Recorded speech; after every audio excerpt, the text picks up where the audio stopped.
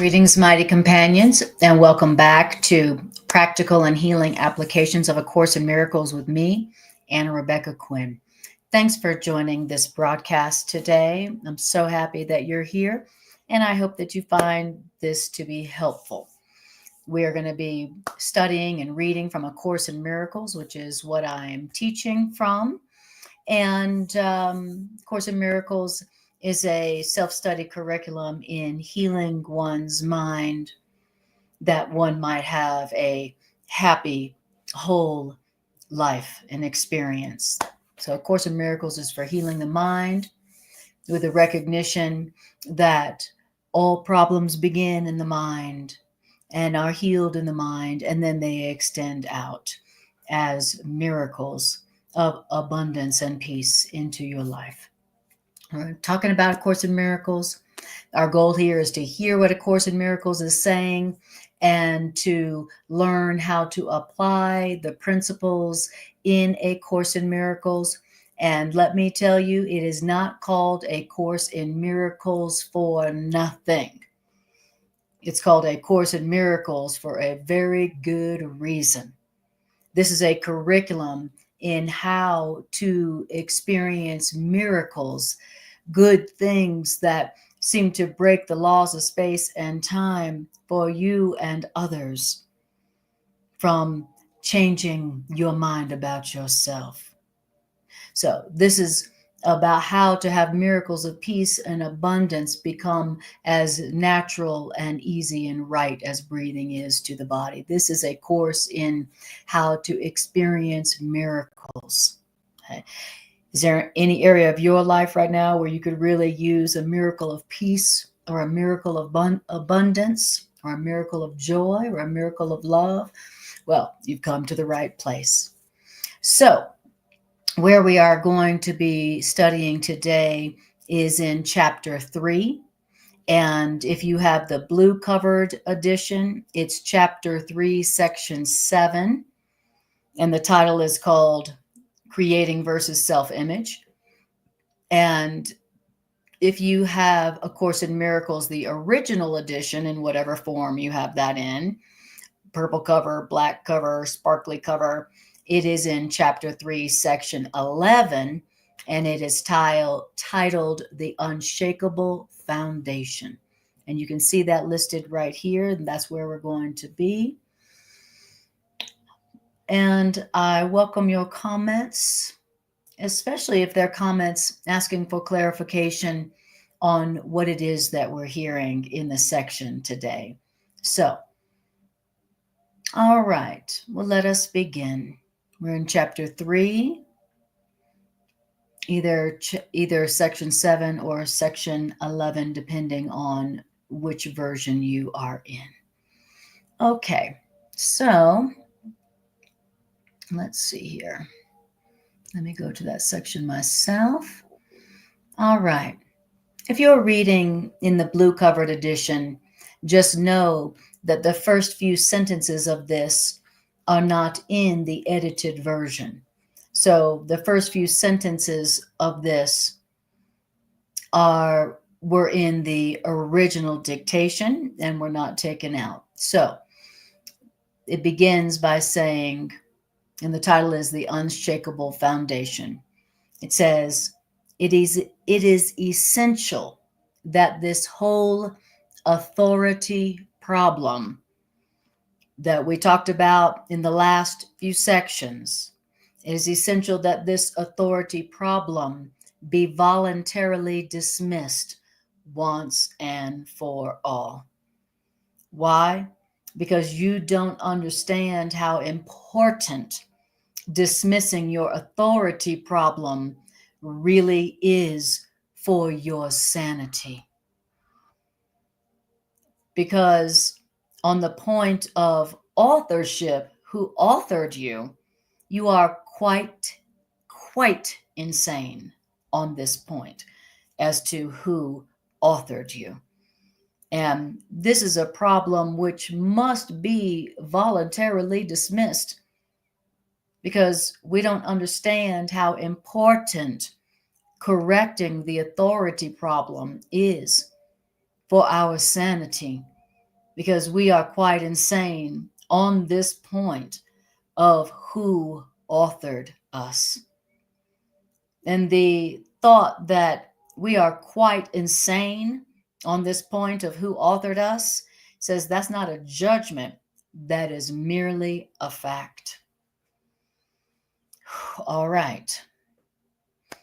That is the first paragraph, and it's letting us know in paragraph 1, it is continuing from the last couple of sections where it's talking about the authority problem. And in those 2 sections, it's referring to that our problem is that we have an authority problem, meaning we are misinterpreting. We believe that we have authored ourselves. And we use judgment as a weapon of that false authority. And that's our problem. When the truth is that we were created by God. We were authored by God. And so on the point of who we are completely mistaken. And as long as we believe that we are our own author, then we are going to suffer, because apparently our will for ourselves is suffering and lack and fear. If our authorship is up to us, then look at the world you see, and that is the result. You did not create yourself. And the Course in Miracles tells us that our belief that we did create ourselves has deprived us of our relationship with our Creator, who created us as love and only love. Right? So it's going to talk more about this authority problem that we have and how crucial it is that this problem be corrected. It's so crucial that we understand and accept that we did not create ourselves. Okay? Of course, as if you did create yourself, then you have every reason to be afraid and anxious, for sure.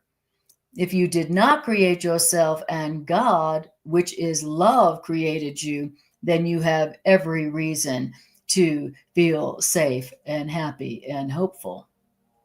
All right. Oh, no volume. Thank you, Greg. Settings. Okay. Thank you. Thank you. No volume. All right. You guys let me know. Okay. Hello. Okay. Can you hear me now? Can you guys hear me now?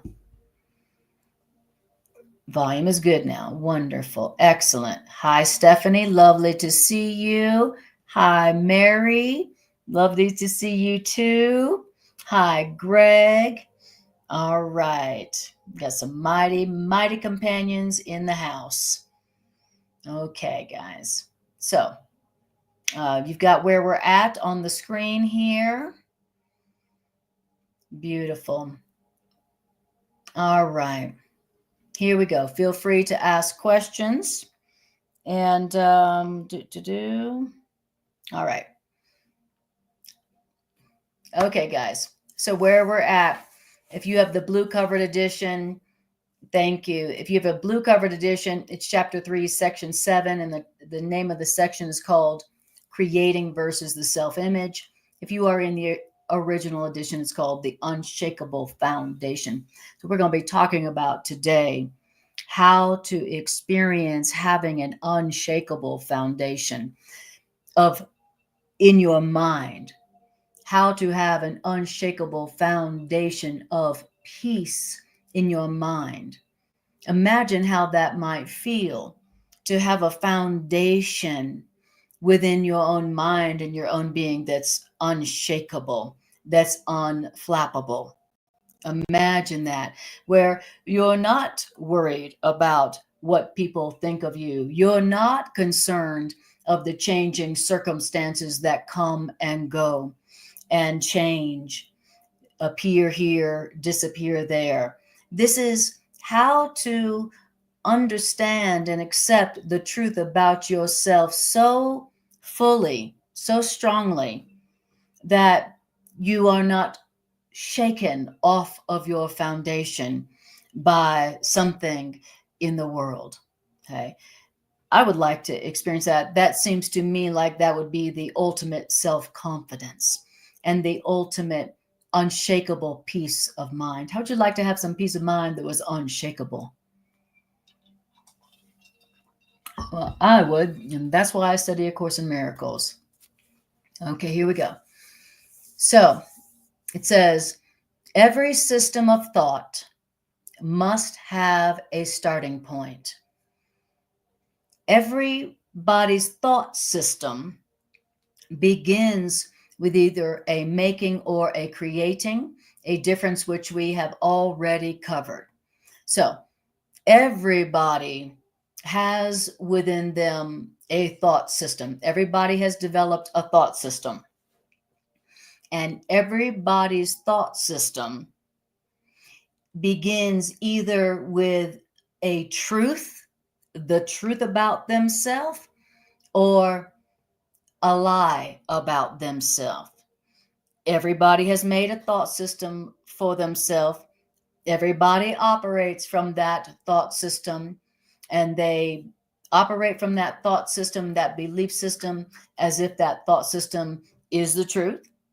But everybody's thought system, everybody's belief system begins with either the truth about who they really are as created by love, as love forever, or their belief system begins and starts with something that is not true about them. Everybody's belief system begins with who and what they think they are. And either they think that what they are is love, or what they think they are is sinful, guilty, afraid. All right. And it says, and both belief systems, whether the one based on truth or the one based on lies, both of those thought systems are an act of will, except that making involves doing while creating involves active willing. The resemblance of everybody's thought system, whether they're based on a truth or a lie, their resemblance lies in their power as foundations. So everybody's belief system is their foundation. It's where they come from. It's where all their thoughts and all their experiences start from. Your belief system, their belief system, is your foundation. It's where you start from. And your thought system either starts from a lie, that you are separate, guilty, alone, unworthy of love, or your belief system begins with the truth.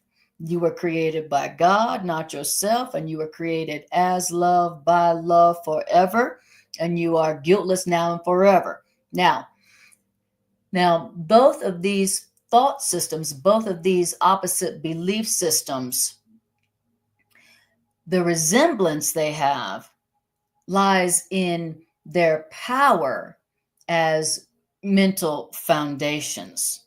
So both belief systems, whether they're true, based on truth or based on a lie, the thing they have in common is their power. The power of somebody's belief system for them is true, whether your belief system starts with a lie or your belief system starts with the truth. Now, if you learned when you were a child that you were guilty, that you were bad, that you were wrong, that you were separate, that you were just a body, then your belief system is going to be starting with a lie. But just because your belief system begins with a lie, and so everything in your belief system that started with a lie isn't true, that doesn't mean that your beliefs don't have power for you. Just because your beliefs might not be true, just because people's beliefs might not be based on truth, does not mean that their beliefs don't have great power on them, over them, or for them. Just because something's not true, just because somebody's beliefs aren't true, doesn't mean they don't have great, great, great power for them and on them. Okay? He says, now the difference between these two thought systems, one thought system is based on you are only love, and one belief system is based on you are separate, you're guilty, and you're going to die. Now, the difference in these two thought systems lies in what rests upon these foundations, these belief systems. But both belief systems are cornerstones of systems for belief by which you live. Your belief system is the cornerstone of belief by which you live. So, what's the cornerstone by which we live? What is the foundation within our minds that determines how we live? It is our belief system. Our belief systems are our foundations. It's where we start. It's the cornerstone by which we live. Everything in our experience, everything in our lives comes from our mental foundation of what we believe. Now, there's only two starting points for every system of belief, and it's either love or fear. I am either love or I am guilty. Okay, so only two different foundations, but what follows on these two different belief systems is completely opposite, two completely opposite worlds. And it's a lie, it's a mistake to believe that a thought system based on lies is weak. So, just because somebody's belief system is based on something that's not true, like they're guilty or they're separate or they're bad or they're unloving or unlovable, just because someone's belief system is based on something that isn't true does not mean that their belief system is weak. Just because what you may believe about yourself isn't true doesn't mean that your belief system is weak, right? Whatever you believe has great power to you, for you, on you, over you, even if it's not true. So it's a mistake to believe that a thought system based on something that isn't true is weak. It is not weak. You know why? Because nothing made by a child of God is without power. So whether somebody believes something that isn't true doesn't mean it's weak. It has tremendous power over them, because nothing that a child of God makes is without power. Whatever you believe has power for you and over you. And it's crucial that you understand that about other people, that whatever somebody believes is true for them, that belief is going to have tremendous power for them. So, and it is absolutely essential that you realize this, because otherwise you will not understand why you have so much trouble with this course. and you will be unable to escape from the prison you have made for yourself. All right. Hi, Irene. Lovely to see you. Mary says, I always felt unworthy, and so I did not allow myself peace and love and prosperity. But with Anna's help and studying the course, my life is getting better and better, and I'm recognizing who I am. Beautiful.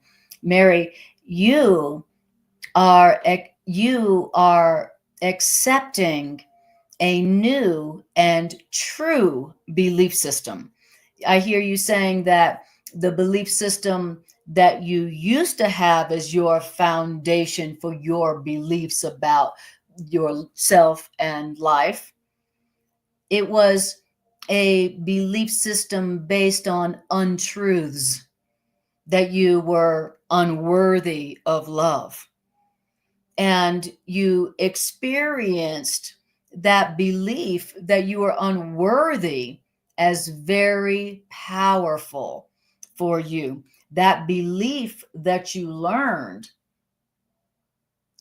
seemed to have a lot of power over you, and had produced not peace, love, and joy and abundance. So now, through the Course in Miracles, you have accepted a different foundation of belief. That's what A Course in Miracles is providing for us. Here's another foundation of belief that is true, because its starting point is you are only love, you are guiltless and sinless now and forever. And so everything that comes from this new belief system that you have found and are adopting is producing a new life with prosperity, peace, and joy and love. Your life is coming from what you believe about yourself. And what you believe about yourself is either true or it's not. It's either loving or it is not. And the life that you experience and the world that you experience is coming from your belief system about what you are. That's your foundation. That's your foundation from and by which you live. Okay.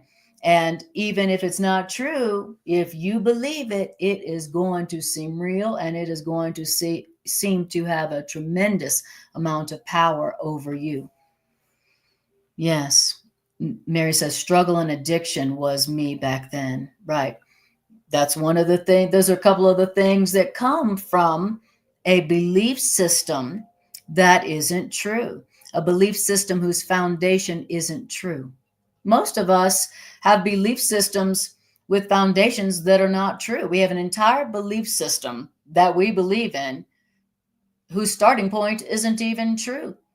Imagine developing an entire belief system that you live by, and it was never true to begin with. So, wow. All right. And as I was saying, that's what A Course in Miracles is. It's offering us a complete belief system whose foundation is the truth, the loving, abundant, eternal, guiltless truth about ourselves.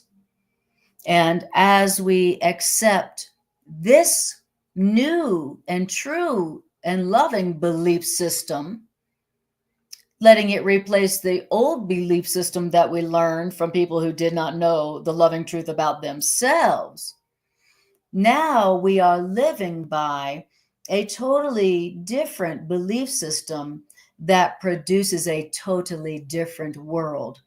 And where you had struggle and addiction and pain and lack and loss in the past from your old belief system, now you are experiencing a life and a world and relationships that are constantly witnessing to you, mirroring to you how loving and how lovable and worthy of all good that you really are.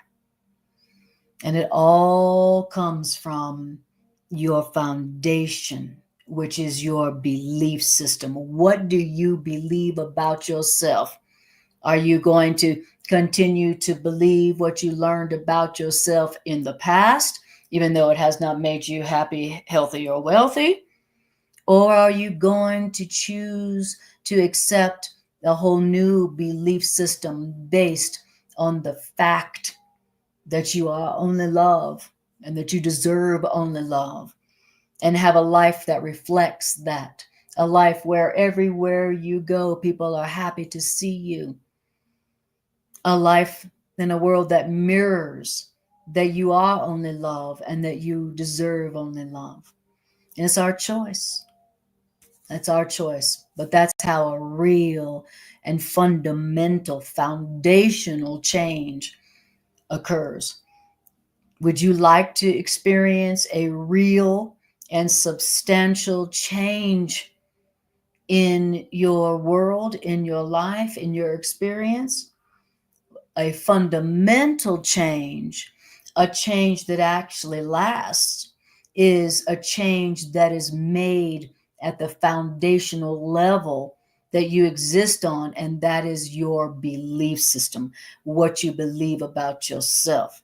And everybody has developed a belief system, and everybody's belief system is either based on the truth about them or the untruth about them. And everybody's belief system is about what they think they are as either love or guilty, okay? Loving or sinful.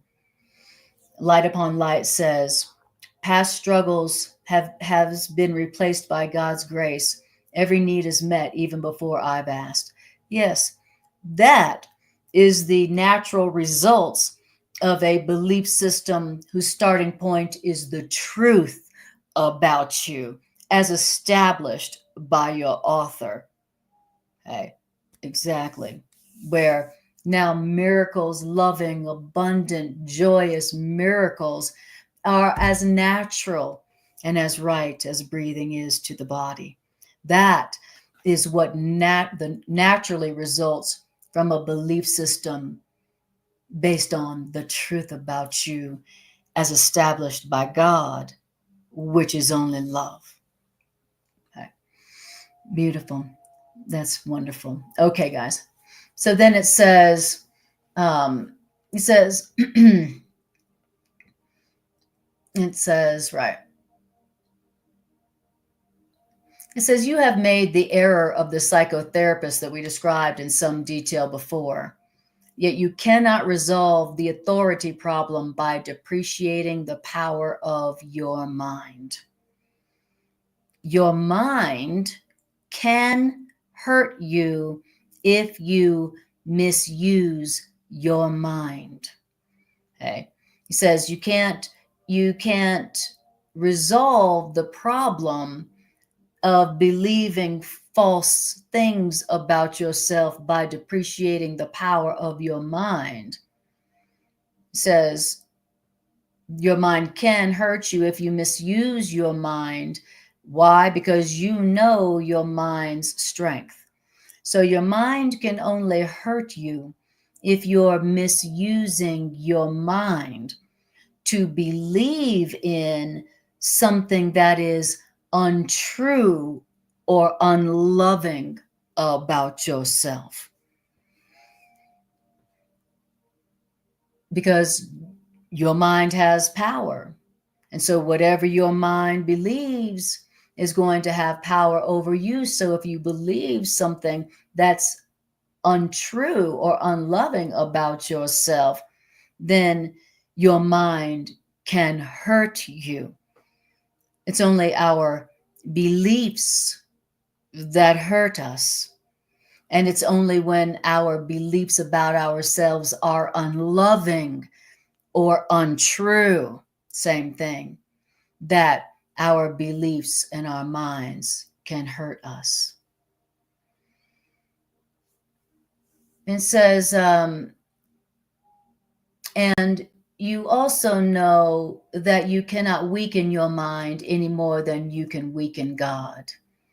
Whatever you believe is going to seem very, very powerful for you, over you.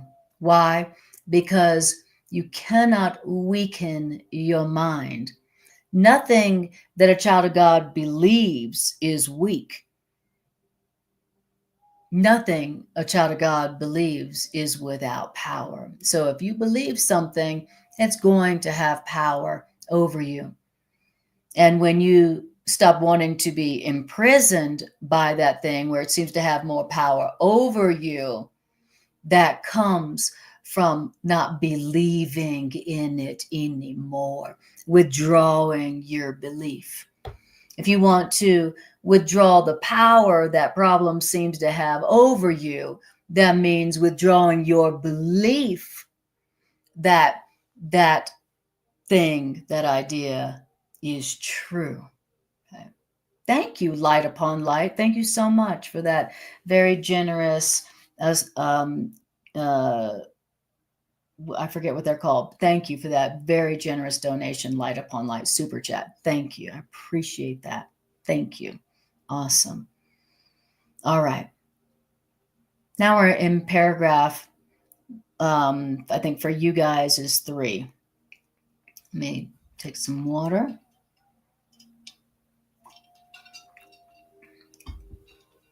Now, it says, the devil is a frightening concept only because the devil is thought of as extremely powerful, and the devil is thought of as extremely active. The devil is a concept, the devil is a thought, and it is a thought that is frightening only because the devil is a concept that is thought of as extremely powerful and extremely active. So that's interesting. It says the devil is a concept, the devil is a belief, and the devil is a frightening belief and concept only because it is seen as extremely powerful and extremely active. And the devil is perceived as a force in combat with God, battling God for the possession of souls. And the devil, which is a belief, which is a concept, the devil deceives by lies, and the devil builds kingdoms of its own in which everything is in direct opposition to God. So, what is the devil? The devil is a concept. The devil is a belief that there is a force that is in combat with God, and the devil is a belief that there's a force battling and opposite to God that is battling God for possession of souls. That's what the devil is. It's a concept or a belief that there's a force or a power that's opposite to God that is fighting God for possession of souls.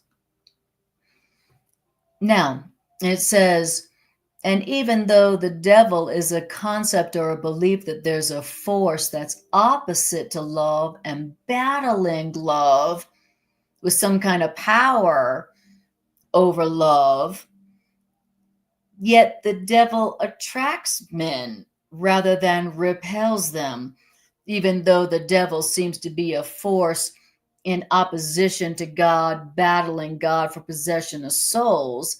And even though this force seems to be opposite to love, opposite to God, this concept, this belief called the devil, seems to attract people instead of to repel people.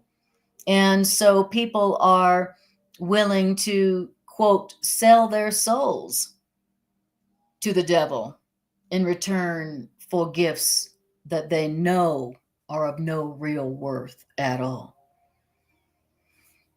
Now, being willing to quote sell your soul to the devil for gifts that have no real value at all, that makes absolutely no sense. Why would you be willing to quote sell your soul to a force that is opposing love, that's opposing God, for nothing of any real value? Why would people do that?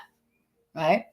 That makes absolutely no sense why people would be willing to quote sell their souls to something that is the opposite, that seems to be battling against love.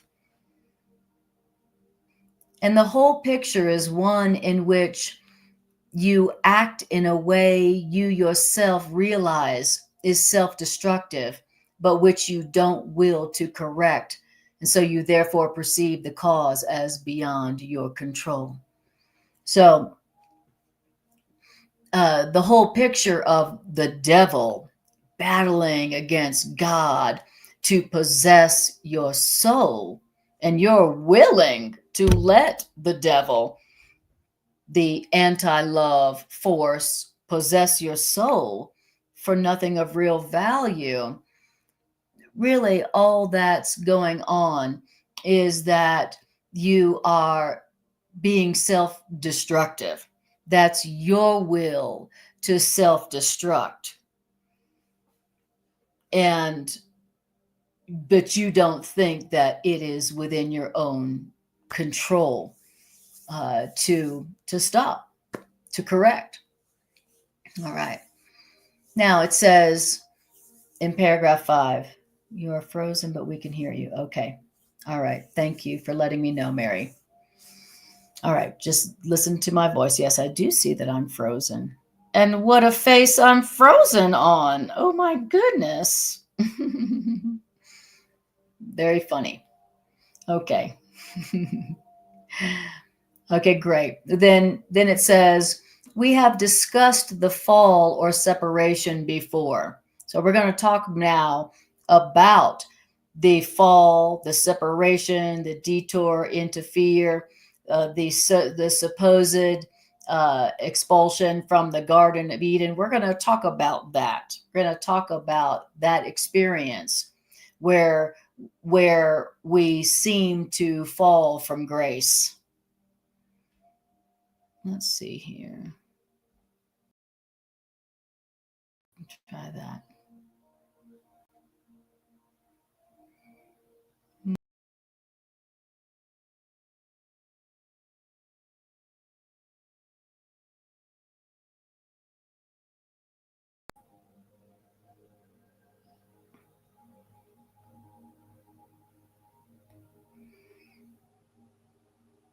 Let's try this.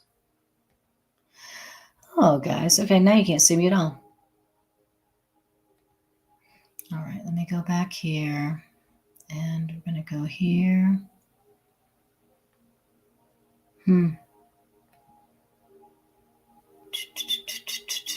Sorry, guys.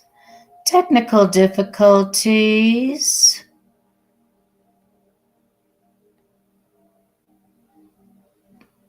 No. Wonder what's oh, there we are. Okay. Now I'm not frozen on that weird face. Okay. So now we're going to talk about the fall, the detour into fear, the separation. All right. There you are. Okay. Stephanie, good. Wonderful. Okay. Thanks, guys, for letting me know what I need to know, guys. I really appreciate your collaboration on this co-creation here. I really appreciate it. Okay. All right. Now we're talking about paragraph, which I think for you is paragraph 4.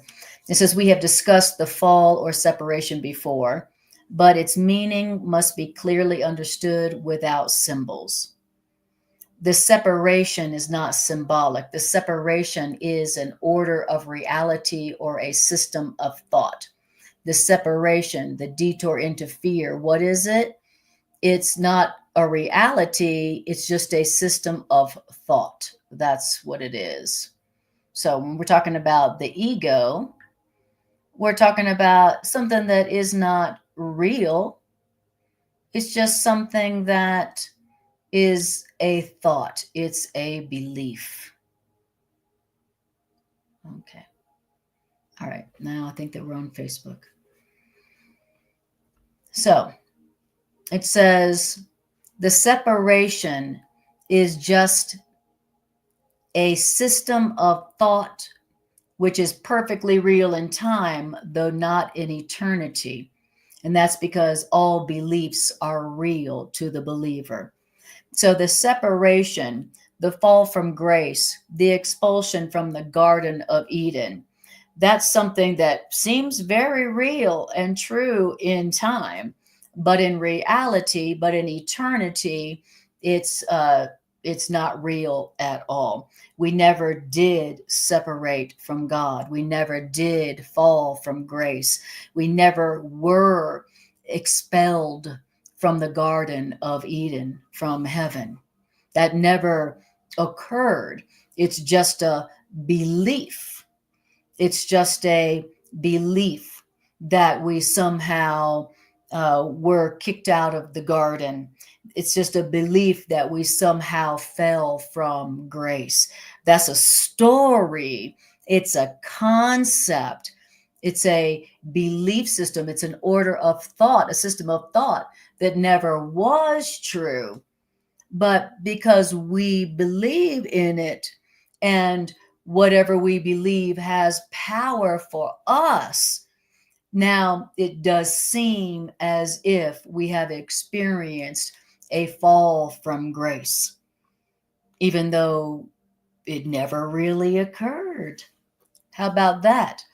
The detour into fear, the fall from grace, the separation from God, the expulsion from the Garden of Eden, it never occurred. That was just a belief. And then a whole belief system was based on it. And it never was true. It still is not true. We have not fallen from grace. We have not separated from our source. We have not made a detour into fear. We were never expelled from the Garden of Eden, which is a state of mind of no need and no lack. Wow. But because we believed that occurred, because we believed that we were kicked out of heaven and that we fell from grace, now it seems very real. It sure seems like we are not in the garden of plenty, right? But it seems real only because what we believe, all beliefs are real to the believer.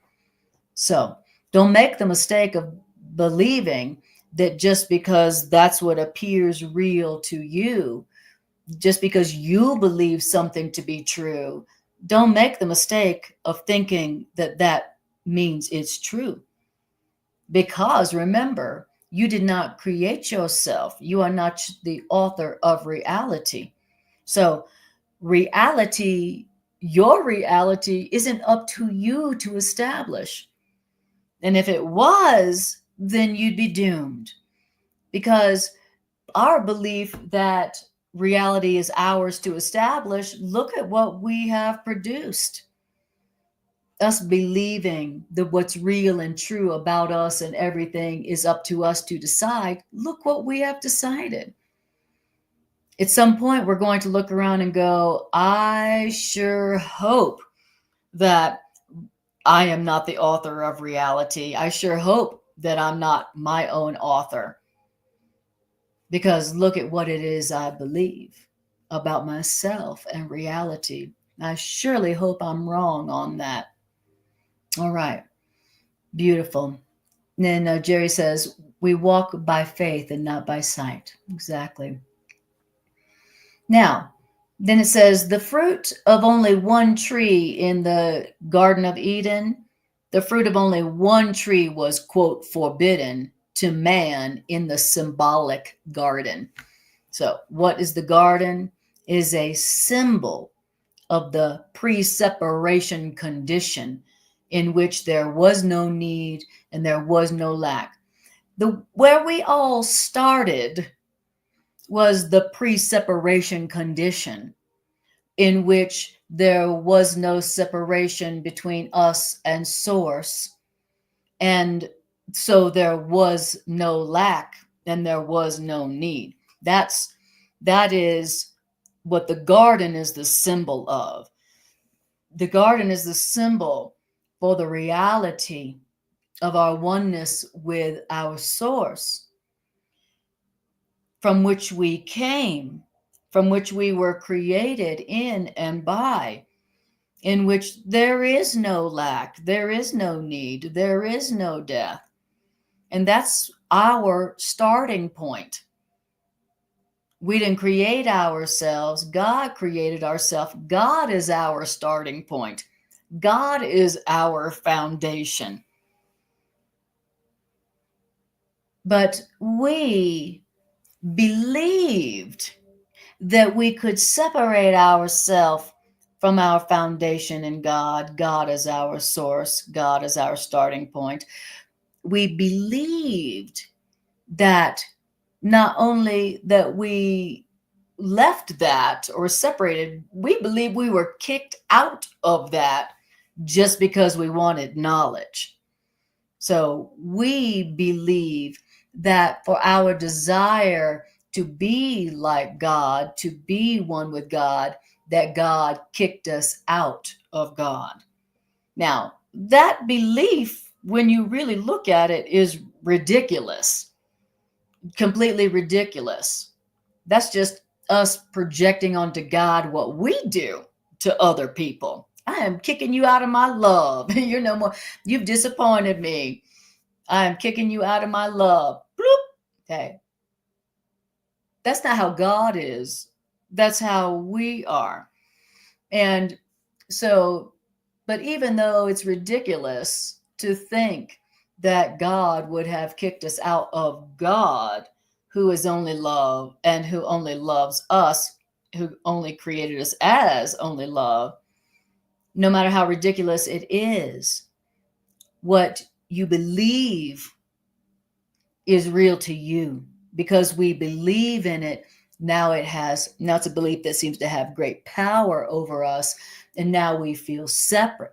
And now we feel alone. And now we feel on our own. And now we believe that we're unworthy of love. And since we believe we're unworthy of love, now we believe that lack and need are real and have power over us, when it never was true at all. And it's not true now. And the way that we take our power back from the lack and the need and the loss and the death and the separateness and the aloneness that seem to have such great power over us is by learning that what we are experiencing, if it's not loving and abundant, is not true. It's not reality. And we withdraw our belief from it. And then we invest our belief in now what is true, which is only that which is loving and abundant and eternal. And now we have a different experience of life and ourselves. Now we have a different experience of the world as only loving and abundant and safe and joyous, where death is not real. All right. Beautiful. Yes. All right. Then it says, so the fruit of only one tree was, quote, forbidden to man in the symbolic garden. But God could not have forbidden this only one fruit. or this one fruit could not have been eaten. So if God forbid a fruit from being eaten, you couldn't eat it, right? And because if God knows God's children, and I assure you God does know God's children, then would God have put God's children in a position where their own destruction was possible? Would you do that? Did you do that for your children? Loving your children? Did you put your children in a position where their own destruction was possible? No. And God did not do that either. God, knowing and loving God's children, would God put God's children in a position where their destruction was possible? Would God make a fruit that was forbidden, that if they ate, that they would be destroyed? And would God put that fruit on that tree in the garden with God's children? Does that sound loving? No. If God forbid something, it couldn't have been eaten. So this whole story that God put something, that this story where God would put God's children in a position where their own destruction was possible is ludicrous. Okay? That's just the story. That's just the belief that we have developed and believed in and given it great power over us. So now, as ludicrous and ridiculous and untrue and false lie that it is, that God is like that, we have given this belief that God is angry with us, that God would put us in a position where our own destruction was possible. And now we've given this idea, this lie, great power over us. Now we're afraid of God. Now we feel guilty. Now we feel ashamed. Okay. Now it says the tree which was forbidden was correctly named, quote, the tree of knowledge. Yet God created knowledge, and God gave knowledge freely to all of God's creations. So the idea that God wanted to keep knowledge all for himself, and any of God's children who wanted God's knowledge, God would be offended and punish them and kick them out of heaven, that's just a story that came from a lie, that we are separate and that we are guilty and separate from God. Okay. Now, the symbolism here is open to many interpretations, but you may be sure that any interpretation which perceives either God or God's creations as if they were capable of destroying their own purpose is wrong. Wow, right. So any interpretation that perceives God or God's creations as if they were capable of destroying their own purpose is wrong. So the story where God would put something in our midst that if we took would destroy us, that is just a story.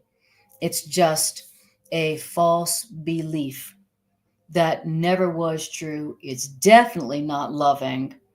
And it's not true because it's not loving. The story of the Garden of Eden is the story of the separation. It's a symbolic story. It's a symbolic story for how it's a symbolic story that we have made up to explain how it is that we got in this mess. And in this story, it's God who is given this unloving, destructive purpose. In this story, it's God who tempted God's children. And then when God's children chose wrongly, then God punished God's children. Does that seem loving? Does that God in that story seem loving? Or does that God in that story seem psychopathic? Right? It's just a concept. It's just a story that we have believed, that it's a story where we projected our own desire to separate from God, and we projected it onto God and said, God kicked us out because we dared to want some of God's knowledge. And God is so possessive of his knowledge, like us, that God kicked us out when we were tempted by what he put right in front of us. You know, we all know that when a parent goes, see this thing right here, little Johnny? Don't touch it. What's the first thing that little Johnny wants to do, right? So, but we're hearing the symbolic story of our separation from God as we tell the story, right? The truth is the truth about the separation or the fall is not that we were kicked out because we dared want some of God's knowledge. God is the author of knowledge, and God offers knowledge to all of God's creations freely. God is not like, this knowledge is for me and not for you. God is the author of knowledge, and God gives everything that God has created to all of God's creations freely. God is not withholding knowledge. So the story of the separation, our story is that God kicked us out because we dared want something of God, of God's knowledge. That's not what really happened at all. Okay? Thank God, because if that story was true, then God is a psychopathic, unloving parent. Okay. Now, it says, right, it says that any interpretation of this story which perceives either God or God's creations as if they were capable of destroying their own purpose is wrong. All right, clearing up that little old story that has been a foundational story in our belief system, right? Our belief systems, whether you believe it, whether you realize it or not, they are based on the belief that we are guilty, and that because of our guilt, God kicked us out of God. Okay. And that story, the story of how we got separated from our source, is a foundational belief in our thought system, which now tells the story of how we are guilty, we're unworthy of love, and we deserve punishment from that which supposedly loves us. All right. And that is a belief system based on a lie. It's not true that God is angry with us, that we displeased God, that we tried to take the knowledge that's only God's, and God was angry, and so God rejected us from heaven, from the Garden of Eden, the Garden of Plenty. Okay? That is a lie that we have now built an entire belief system on, and now we have an entire world that seems to punish us for our guilt, that seems to witness to that we're not worthy of all the goodness and all the abundance that our Creator has given to us freely. Okay, so we're talking about that our belief systems are the foundation of our experience, determining everything we experience. And here we're hearing that one of the cores of that core belief system is this belief that we were rejected from heaven, that we were rejected by love because of our guilt. And now we are worthy only of the punishment of being in a world full of lack and pain. All right. Now, then it says, eating of the tree of knowledge is a symbolic expression for incorporating into the self the ability for self-creation. That's what it really is. Eating of the tree of knowledge is just a symbolic expression for wanting to usurp the ability for self-creation. It's a symbol for wanting to be God. Wanting to eat of the tree of knowledge is a symbol for really what really happened was I decided that I wanted to usurp the throne of God. I wanted to be God. The ego is like, I want to be God. Okay. That is what the symbol of eating of the tree of knowledge is symbolic of. It wasn't like God says, like, here's the tree of knowledge. It's all for me. Don't touch it, even though it looks delicious. Knowing that, of course, we're going to be like, oh, now I want it, right? That's not what happened. What happened was we decided, the child of God, the creation of God, long time ago, decided that it wanted to be God. And that's what the ego is. That is what the devil is. That is what the fearful mind, the ignorant mind within us is. It is our desire to be God, to create ourselves. I am the author of reality. I decide. I know what everything means. I decide what everything means. I am the author of reality. Okay? That is what eating of the tree of knowledge is symbolic of, wanting to be God. That is where my separation from heaven, where my seeming separation, my seeming rejection from heaven really came from. It didn't come from God. It came from me wanting to be God and kicking God off the throne. And the Course in Miracles tells us in the previous section that every time we are judging another, we are assuming, we are acting like we are the author of reality. Every time we judge, we are expressing our desire to be God, to kick God off God's throne and be God, to be the author of reality. That's what judgment really is. Every time we are judging another, we are assuming the right to attack their reality by interpreting their reality as we see fit, as if we were God, as if we created them, as if we created ourselves, as if we are the author of reality, as if we are God. And that's why the Course in Miracles says that the result of judgment is always guilt. Because the Course asks you, how could you possibly, have the purpose of kicking God off the throne, usurping God's power, and not feel like God would be angry? Now, God's not angry. God's not offended.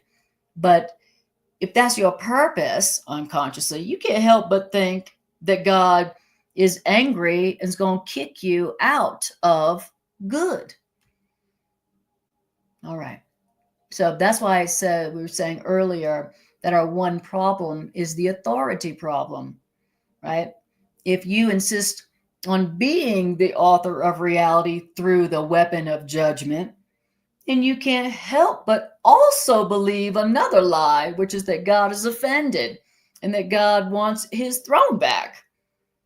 That's why you can't judge and not feel guilty and not feel worthy of punishment, even though none of that is true. And even though you don't deserve punishment, because you can't kick God off the throne, You can't usurp God's power. You can't change somebody's reality just because you want to have it so, even though it's totally impossible. You believe that you've done that because that's your purpose, and you're going to feel and believe also the lie that you now deserve punishment. Wow. Yeah, so this is a curriculum, truly, this is a curriculum in how to relinquish judgment, how to allow the belief that you are the author of reality to be corrected so that you can accept your true authorship and stop acting destructively. Every time you act like God, every time you eat of the fruit of the tree of knowledge and act like you know and judge like you know and judge others and yourself as if you are there and your author, you are acting destructively. Exactly. Because truly, if you are letting God be the author of reality, if you are letting God be your one true author, then you would experience only peace and love and joy and abundance and safety and eternal life. Because that's all God wants for you. Right? It's only us that believes that we deserve something else besides love. That's one of the beliefs in our belief system that's a lie that we are believing in and making it seem true and giving it great power over us. But it's not true. God is the one who has established our reality. God is our only author, and God's will is only love. God's will is that whatever God is and whatever God has, God gives freely to all of God's creations. God is not like, this is mine and that is yours. And if you try to take some of what's mine, I will punish you and kick you out of the Garden of Heaven. Okay. God's will is only that all that God is and all that God has, God gives freely to all of creations. That's why there is no lack. That's why the concept of lack and need is a lie, an illusion, a projection. It's not true. God has given God's creation everything. That's why lack isn't real. There's no lack in the universe. There's no lack in reality. You only experience lack when you believe in lack, and you only believe in lack when you believe that you have taken from God, which is what you believe when that's what you are trying to do. Every time you judge someone or yourself, that's what you do. You're trying to take authority from God and give it to yourself. And you can't do that without a sense of a belief that God is now angry, even though God isn't bothered at all. God knows you can't do that. God's not bothered God's not offended by that. But you are believing a lie and giving it power over you when you do that. That's why the most important thing, that's why the first sentence of this section was, we've got to allow the authority problem to be corrected. Because as long as that authority problem remains uncorrected in your mind, you are going to believe in lack, and you are going to believe that you have taken, and you are going to believe that you don't deserve the abundance, the unlimited abundance that God offers freely to all of God's creations. All right. Now, then it says, yes, so eating of the tree of knowledge is a symbolic expression for your ability of yourself for self-creation. So Eating of the tree of knowledge is symbolic of your desire to author yourself, the belief that you've created yourself. Now, this is the only sense in which God and us are not co-creators. The only sense in which God and us are not co-creators is that God created us and we didn't create ourselves. Aside from that, we are co-creators with God. We are one with God. The only thing that is different between us is that God is our author and we are the creation. God is the creator and we are the creation. We didn't create God and we didn't create ourselves. Okay. Now it says the belief that us and God are not co-creators is implicit in the self concept, which is a concept now made acceptable by its weakness and explained by a tendency of the self to make an image of itself. So eating of the tree of knowledge is a symbol for the tendency of the ego to make an image of itself. I will make up my own image. I am my own author. What I am is up to me to decide. The tendency of the ego to make an image of itself. Of course, it says you're not of your own making. You know, what you are is not up to you to make. Thank God. Because notice, as you think that you create your own reality, that you can make up an image of yourself, look what it has produced. Look what you've made yourself to be: unloving, unlovable, weak, guilty, lacking, needy, separate, alone, lonely, etc., etc., etc. Right? All of our suffering has come from a belief that what I am is up to me to decide, that I am an image of my own making. But when I realize I did not create myself, then you will accept yourself as you were authored by your creator, and you will experience the way you were truly authored, which means the way you truly are, and you will experience yourself as only loving, only lovable, only worthy of love, never lacking, never in need, never alone, never on your own, and never dying. That's how you will experience yourself when you remember and accept that you are not your author, that you were created by God. Right? And that's how God created you to be. It's like God created us as whole and complete, lacking nothing. God created us as only love and deserving only love and eternal forever. But we didn't want that. We were like, no, I'll make up myself as I want myself to be, and I want myself to be guilty. I want myself to be sinful. I want myself to be separate. I want myself to be just a body that's going to die. And I want myself to be afraid of everything. That's what I want. See how smart I am?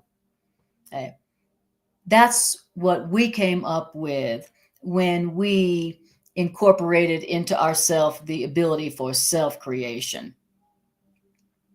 All right. Beautiful. Thank you, Sydney. Sydney says she needed this one. Beautiful. Me too. Me too. I really love hearing that whenever I'm upset or suffering or unhappy or believing in the power of the fear and the lack, and believing in the power it has over me. Oh, this problem has so much power, more power than I do. This problem has so much power over me, and that's why it's frightening. When I remember that all of that suffering is coming from me believing that what I am is up to me to decide, that I can create my own reality. You know, that is that's so helpful, because now once I remember that, I can go, okay, well, then what is the truth about me, God? Once I'm not trying to be God and establish my own reality as I see fit, now I can ask God, my author, my source, the true authority on me. As long as I'm trying to be the true authority on me and making myself miserable, now I can turn to the true authority on me and say, God, you're the one who created me. What am I? And now you can hear from your source the truth about you as only love, only deserving love. You can hear the truth about yourself as the child of an ultimately infinitely wealthy spirit parent God who has given you everything. Who knew? Who knew I was, the child of this unlimited wealthy parent? Who knew that I had such an inheritance coming to me just because of who I am? Who knew? Now, I can accept that anytime, anywhere. I could say, I did not create myself. God is my author and my creator. And so I now accept my inheritance as a child of God. You say God has freely given all that God has and is to all of God's creations. All right. Well, if that's the case, then I know who I am, and I accept my inheritance as a child of God. And now I can experience all of that which my Creator has given to me, all the love, all the power, all the eternal life, all the joy, all the peace forever, no conditions. But I can only accept my inheritance as a child of God when I stop trying to be God and decide what I am, even though what I'm deciding is obviously lacking and unloving. Okay. I can't turn to God and ask God's truth about me if I'm trying to be God and judge everyone and everything as I think they should be, according to my mood, my changing mood in the moment. All right. I love it. Mary says, thanks, Anna. Do you know how I can join with God for my son's safety? I worry sometimes about both my boys. Yes, Mary. Remember what this is saying about you. Remember for your boys. So remember for them that they did not create themselves. Your boys did not create themselves, and that God created them. And so God has given to your boys freely all that God has, and that your boys can accept their inheritance as children of God anytime, anywhere, and nothing can take from them their worthiness of all the love and all the abundance and eternal life that their Creator, their author, is offering them now and forever. And so that's the thing you want to remember for them. That's the best way to join with love for your son's safety. Remember the truth for them. They are still as God created them. They remain exactly as God created them. And they remain eternally worthy of all of God's love and abundance and eternal life. And God is offering that to them, and they have that. And it's waiting for them. And also the other truth is that nobody can run away from their source and what their source is offering them forever. It's just a belief to think that you can be separate from God. It's just a belief based on a lie that you or anyone else can be separate from love, which means unworthy of love, forgotten about by love. It's only a belief that you can leave God. It's only a belief that God would somehow kick you out of the abundance that is God. It's only a belief, and it's not true. And so, the best way to save ourselves and each other from the effects of believing this lie is to stop believing it for ourselves. Stop believing that lie that you can be kicked out of love and love's abundance because you made a mistake. I mean, that's the story of the Garden of Eden. The children of God, Adam and Eve, made a mistake. They ate from the tree of knowledge, and because of their mistake, now they deserve to be, wanderers in lack and alone, homeless forever, right?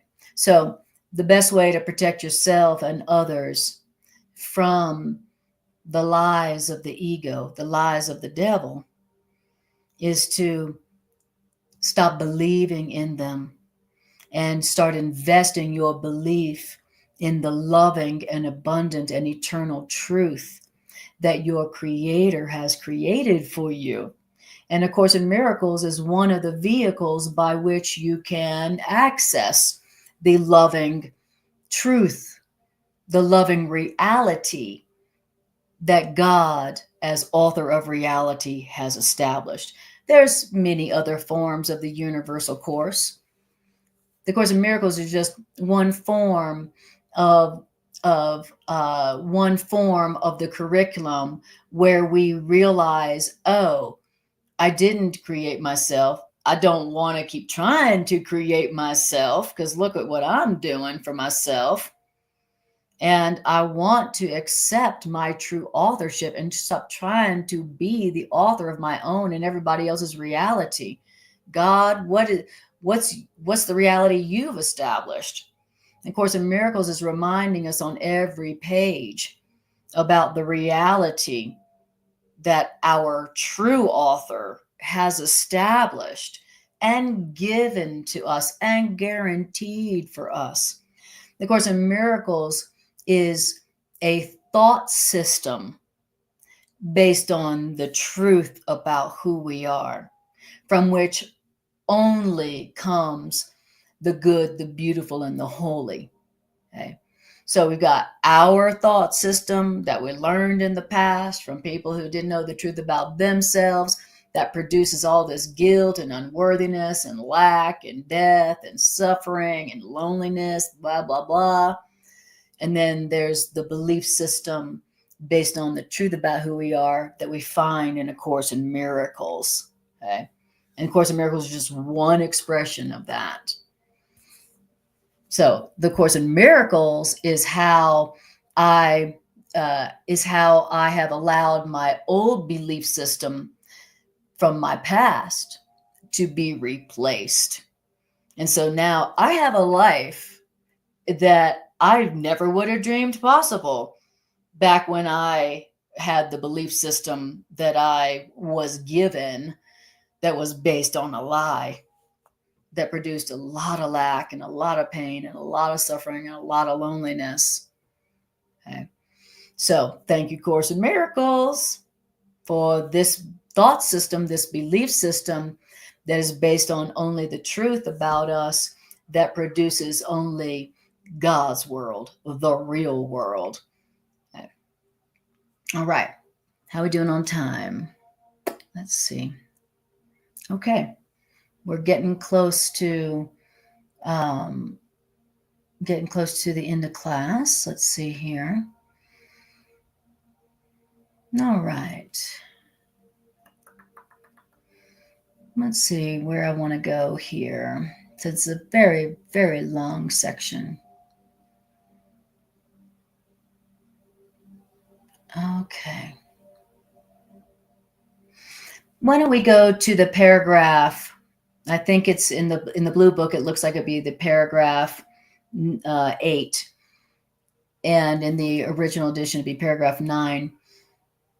So we're going to skip forward a little bit, and it says the mind can make the belief in the separation from God. The mind can make the belief that we've been rejected by God, rejected by love, rejected by abundance, rejected by safety. Our mind can make the belief in separation very real and very fearful. Okay. And this belief in the separation, this belief that we were rejected by God, that we have made very real and very fearful, this belief is the devil. That belief that we were rejected by God for making a mistake, this belief that we could be destroyed for making a mistake, that belief is the devil. The belief that God, our source, our author, rejected us because we made an error. That is the devil, that belief. What's the devil? A belief that we were and can be rejected by God for making a mistake. And now, because of that mistake, that we deserve our destruction and that we deserve lack and punishment. That belief is the devil. And it says, and this belief that we call the devil or we call the ego, we see it as powerful, active, destructive, and clearly in opposition to God, because this belief that we call the ego or the devil, it literally denies God's authorship. That's what it does. That's what the ego is. That's what the devil is. Both the ego and the devil are like, God's not your author. You are. Right. That is the devil. You know, what does the devil say? What does the ego say? God is dead. You created yourself, which means you're on your own. That's what the devil is. It's the belief that you have been rejected by God and you are your own source. You're your only protection. And that, God doesn't know you. Right? That is the ego. That is the devil.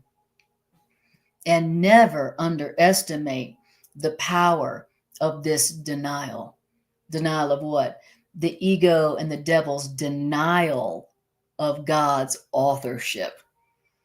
That's what the devil and the ego are up to. They're like, God isn't your author. God isn't your creator. You are. So the ego and the devil are literally denying God's authorship. That's what the ego's up to. That's what the devil's about. It's like, forget about God. You're God, right? But never underestimate the power of the ego's denial of God's true authorship on you, of you. Now, how do you do that? How do you don't underestimate the power of the ego's denial of God's authorship of you? How do you do that? Here's how you do it. Look at your life and see what the ego has made in your life, of your life. Look at your life and see what this belief that God has abandoned you has made. Look at your life and see what this belief that you're on your own has made in your life. But as you look and see what this belief that you're on your own and it's up to you to establish your reality, realize that this belief will surely dissolve in the light of truth, because the foundation of this belief, the foundation of the ego, the foundation of the devil is a lie. Your creation by God is the only foundation which cannot be shaken.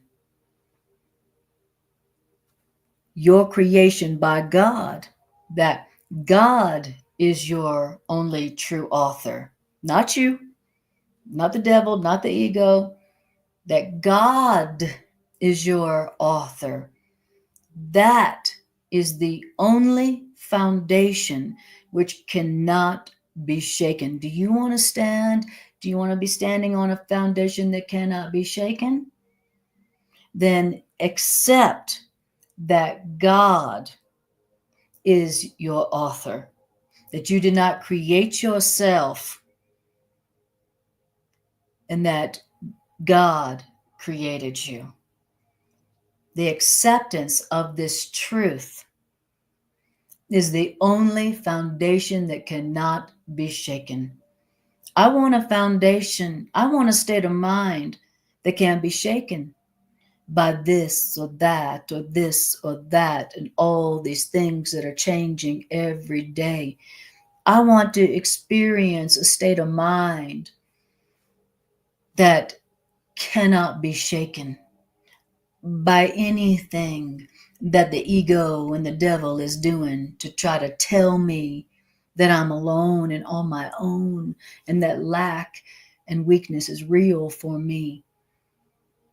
If you are on your own, if you have been rejected by God and you are on your own and you are the author of your reality, you have every reason to feel terrified by your weakness.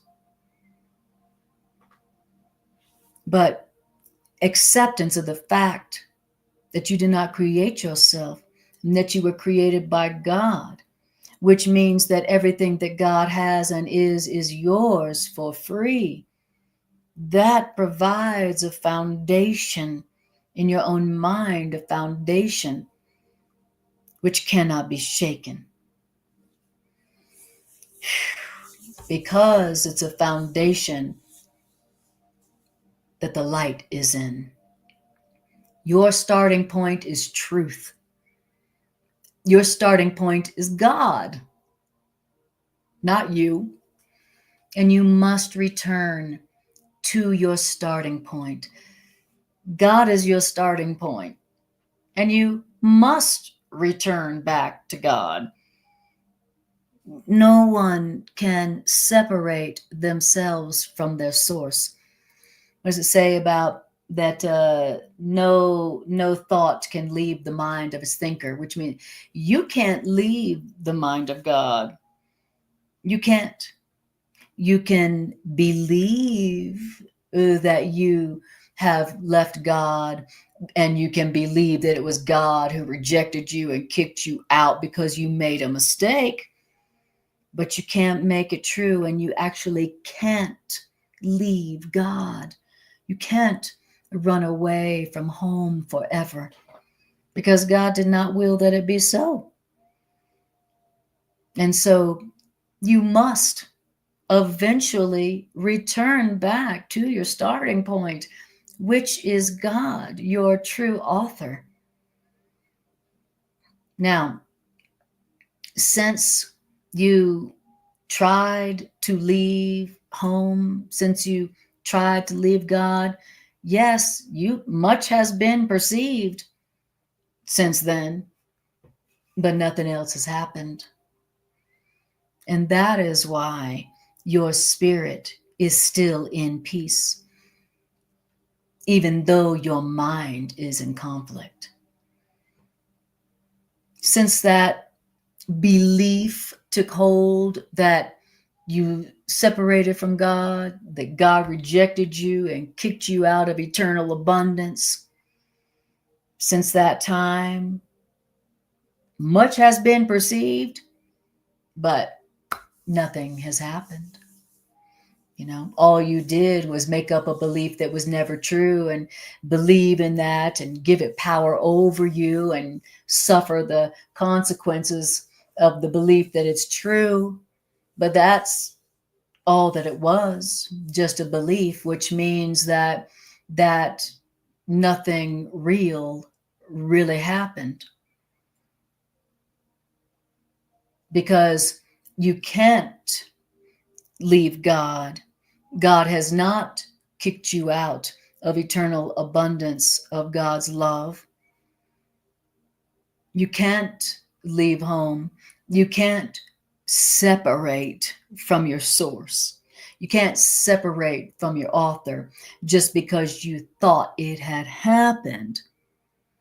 And every time you judge, you give more power to the belief that you have been rejected by love, and you will experience the effects of your belief, and they will seem to have great power. And every time you forgive, you are remembering that you didn't create yourself. You remember that you haven't been rejected by love and love's eternal abundance.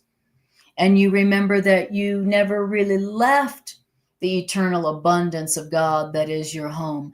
That's what you remember every time you forgive.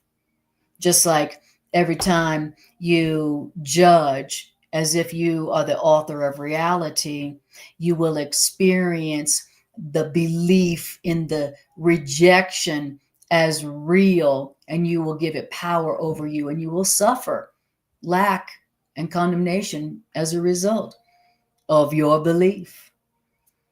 So, but the answer is to remember that you did not create yourself. And since you did not create yourself, you are still one with your creator. You still remain in the home of your creator's loving and eternal abundance. And you can't be separate from that. You can't leave that. You can't be without the eternal loving abundance of your creator, of your source. And every time you say, I did not create myself, I remain as God created me, you experience the truth of that. And you experience yourself as not separate, not alone, not rejected by love, not mortal, not guilty. You experience yourself as living forever in the abundant love of your source, God. You experience the real world. All right, that's what I want. Now, that's an unshakable foundation. And that's what we're going for. When you know the truth about yourself, you can't be shaken. When you know the truth about yourself as created by love, as love, only love forever, only deserving love. When you believe that about yourself, when your belief system is based on that truth, then you can't be shaken by anything the ego or the devil comes up with. You can't be shaken because you can't be deceived now by the ego, by the devil telling you that for your mistake, you deserve destruction and rejection. You'd be like, what? Doesn't make any sense. Doesn't sound like God. Okay.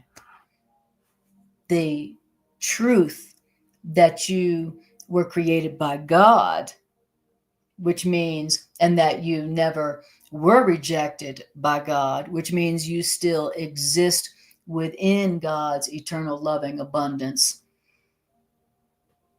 That gives you a belief system that is a foundation that cannot be shaken by any lies that the devil may tempt you with, that would make you sad or afraid or broke or sick.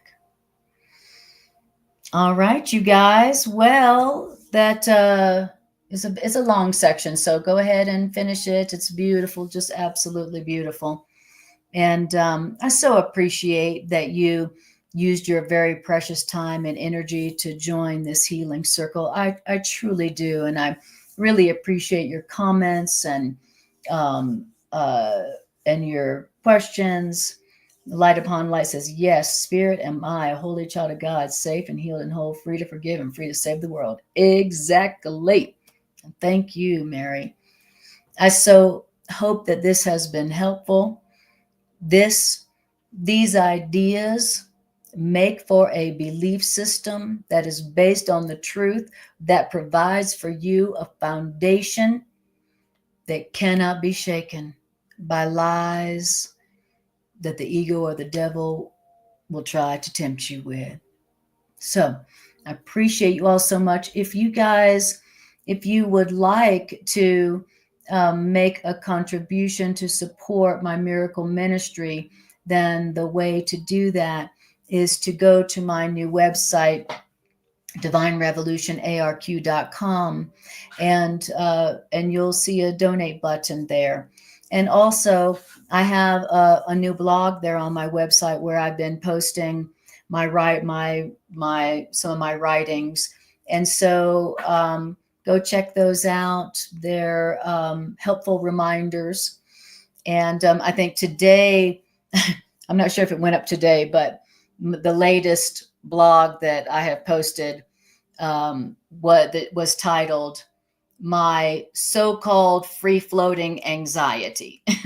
So it's the truth that Spirit was telling me today as I brought to Spirit my so-called free-floating anxiety, the truth that the Spirit gave me about it, and the immense relief and joy and abundance that resulted from my accepting the truth in place of my own lies, my own self-concepts. So, okay, now what I'm going to do is I'm just going to take a couple of minutes and do an integration meditation like I do typically at the end of my sessions.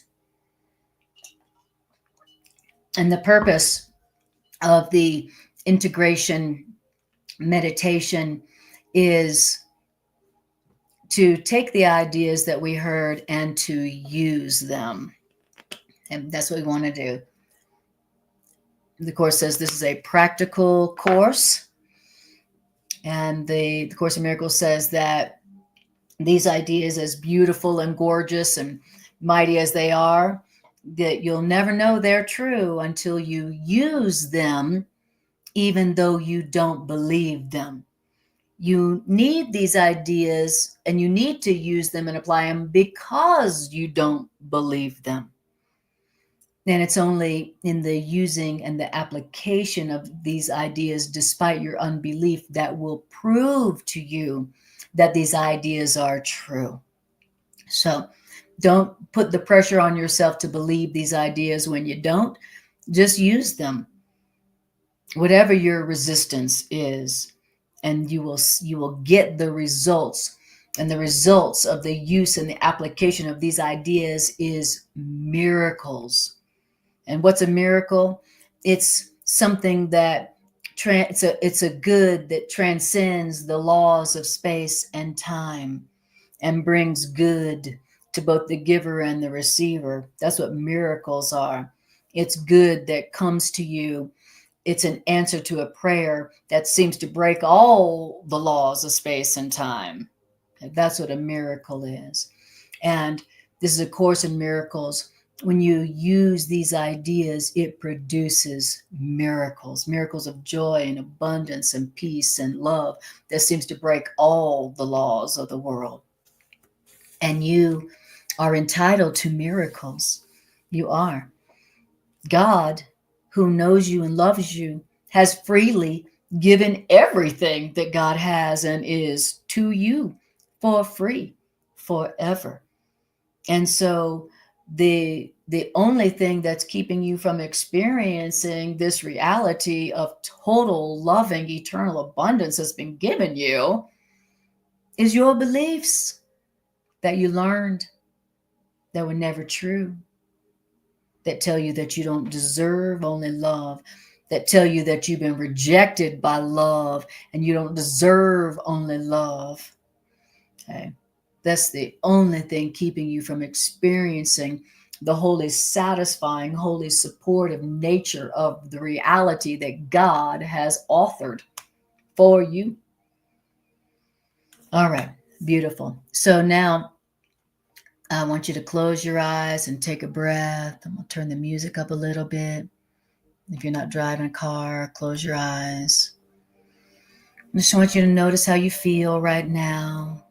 And just breathe. Just notice how you feel having heard these ideas.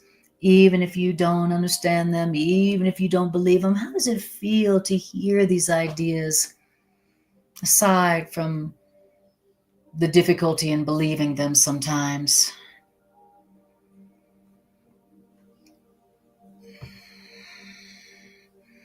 Even if I don't believe that I deserve only love, I'd much rather that be true. I really would. All right, so take a breath. Now I want you to bring to your mind a situation or a relationship right now where it doesn't seem like abundance and love and joy and peace are real.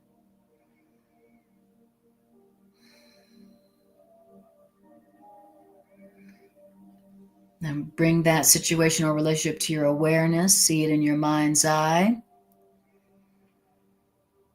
And I want you to tell yourself, this is something that the ego or the devil has made in my life. What I'm looking at here and experiencing, this problem, this thing that seems to have so much power over me and it's so frightening to me. This situation or thing which seems so threatening to me because it seems to have power over me, that I'm frightened of, that hurts. It's frightening. I want you to tell yourself, this is what the devil has made in my life. This is what the ego has made in my life.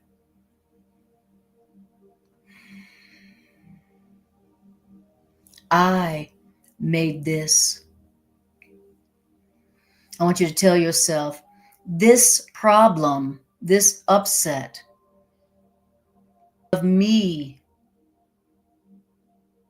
wanting to be God with my judgments, this problem is coming from my belief that I created myself, that I am God, and that I established my own reality.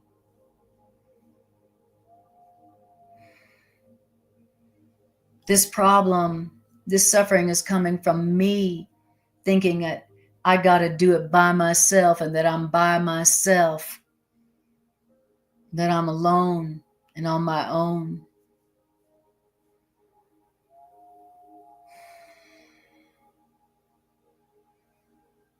And still looking at this problem, I want you to tell yourself, this is a manifestation of a belief in my mind that is based on a lie.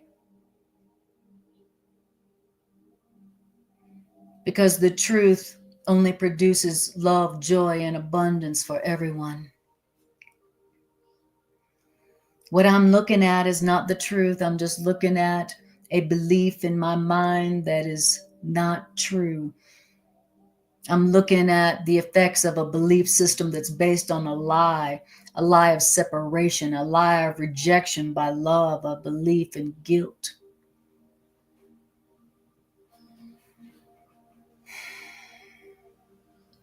Tell yourself about this problem. This problem is a manifestation of my belief that I have been rejected by God, by love, for making a mistake.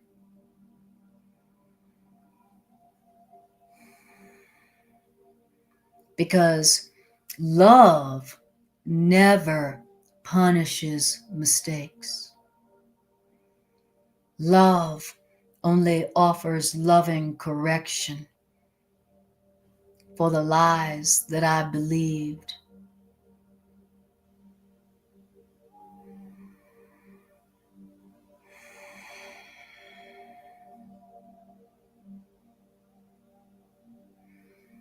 And I want you to tell yourself, just because I have believed in this problem and the lie that it represents, just because this problem seems to have such power over me, does not mean that it is true or real. Just because I believe in this problem and it seems real and frightening and more powerful than me, does not mean that it is real or true.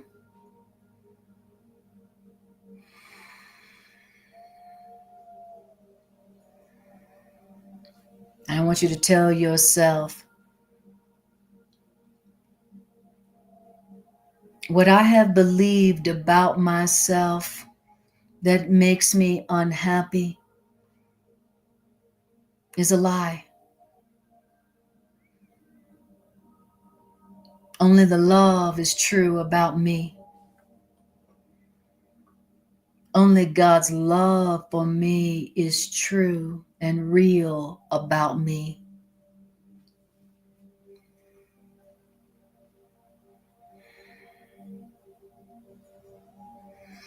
And now that we have realized that it's not God who has condemned us to this, now let us turn to God as the true author of us. And now let us ask God, God, you are my true author. You are the one who created me and established my reality as you would have it be. What is my reality? What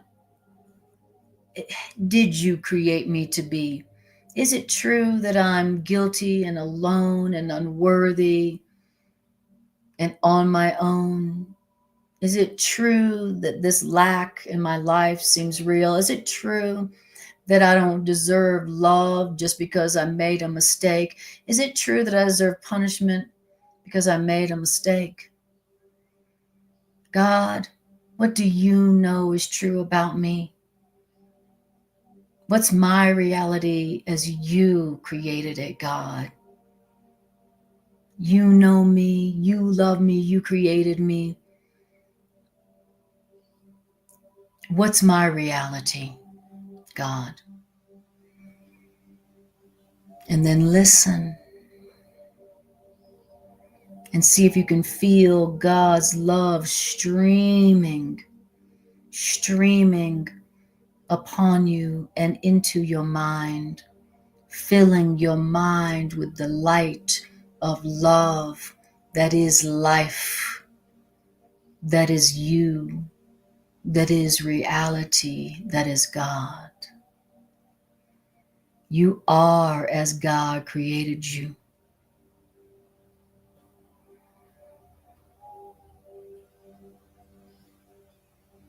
You are not a limited body. You are free, for you remain exactly as God created you. For a moment, practice believing the truth about you as a creation of God, which is a creation of love and eternal life.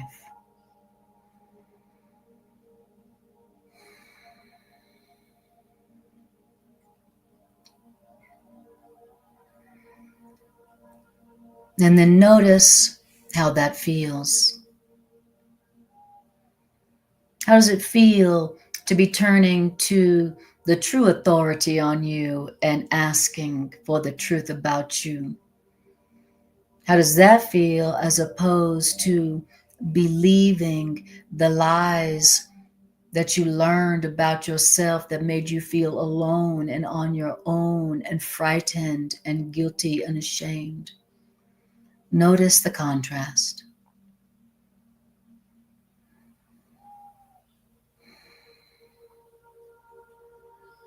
I'm so glad that I did not create myself. I'm so glad that God is my author and not me.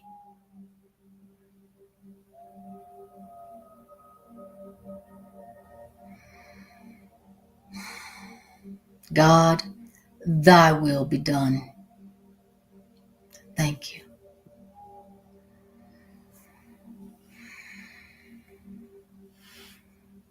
All right, you guys. Oh, beautiful. Beautiful. And when you're ready, open your eyes, take a breath. Beautiful practicing, guys. Thank you for being here. This may be one of those classes you need to listen to a few times. Definitely read this section. This section is just chock full of powerful truths that, if you were you to apply them, do indeed produce miracles.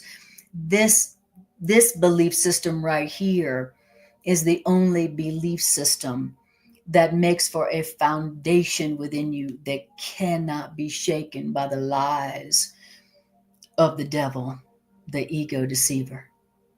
I love you. I appreciate you more than I can say. And I will see you next time I see you.